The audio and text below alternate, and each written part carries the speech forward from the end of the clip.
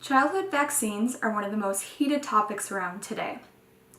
It gained the public's attention with anti-vax celebrities who endorsed their belief of its links to autism.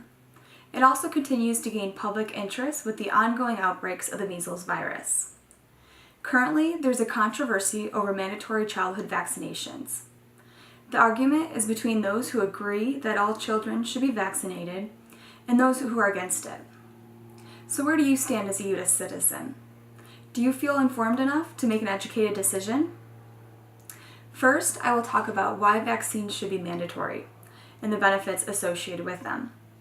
Then I will talk about why childhood vaccinations should be a choice and not government mandated. I hope that by the end of this speech, you feel more educated in this topic so you can confidently make your own informed decision. Many people believe that childhood vaccinations should be mandatory. The first main argument that this side presents is that vaccines are important for the overall health and safety of the public. They protect the individuals in the world who cannot receive the vaccines because they are either too young, can't be vaccinated for medical reasons, or they were vaccinated but did not have a sufficient immune response. They also believe that they greatly reduce the chance of an epidemic in a particular area. According to Dr. Padkey of the Division of Infectious Diseases at Emory University, measles were actually eliminated in the United States in 2000. However, in the 15 years following, there has been a reported 1,416 measles cases in the U.S., with 42% of these cases involving individuals who are unvaccinated due to non-medical exemptions. These outbreaks could have been avoided if vaccinations were federally mandated. Next, vaccines prevent unnecessary diseases and they save lives. Administering these vaccines help to build up a child's immune system. They reduce their risk of infection by working with their body's natural defenses to help them safely develop immunity to disease. It is one of the most effective prevention tools available to our doctors. Pro-vax advocates believe that parents have a moral responsibility to do everything that they can to protect their children's health. Rubella, diphtheria, smallpox, polio, and whooping cough are now prevented by vaccination, and millions of lives are saved every year because of this. Lastly, the positive benefits outweigh the rare cases of serious side effects. According to the Center for Disease Control, the most common side effects from vaccines are mild and include redness and swelling at the injection site. Serious side effects are very rare, but could include allergic reactions. On the other hand, many vaccine-preventable disease symptoms can cause hospitalization or even death. It has been proven by many studies that the theory of vaccinations causing autism is not true. Dr. Madsen conducted a study in Denmark that examined the link of MMR and autism in children born between 1991 and 1998.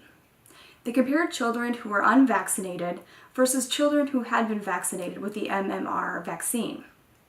Results concluded that of the 540,000 children, 316 were diagnosed as autistic and 422 were diagnosed on the autistic spectrum. Of these diagnosed children, there was no significance in whether they were vaccinated or not. Now moving on to the opposite side of the argument. Advocates against mandatory childhood vaccinations believe that this should be the public's choice. Vaccines are not safe and can cause serious, sometimes fatal side effects. 1 in about 1 million children will die from a severe allergic reaction to a vaccine.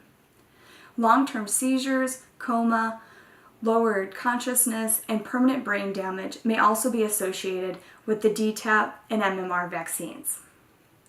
The National Vaccine Information Center states that vaccines may also be linked to learning disabilities, autism, asthma, and diabetes.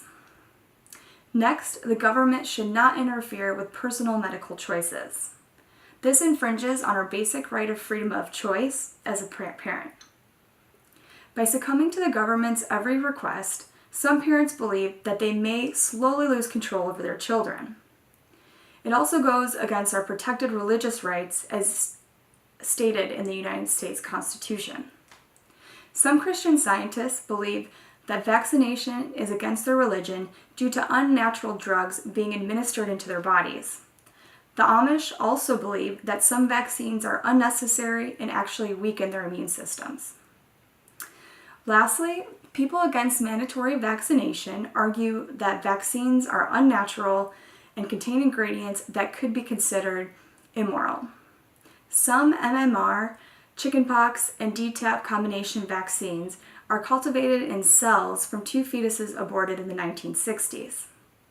This can cause all sorts of ethical debates by pro-life advocates and religious individuals. Additionally, these vaccines also contain animal products like chicken eggs, bovine casein, and pig gelatin.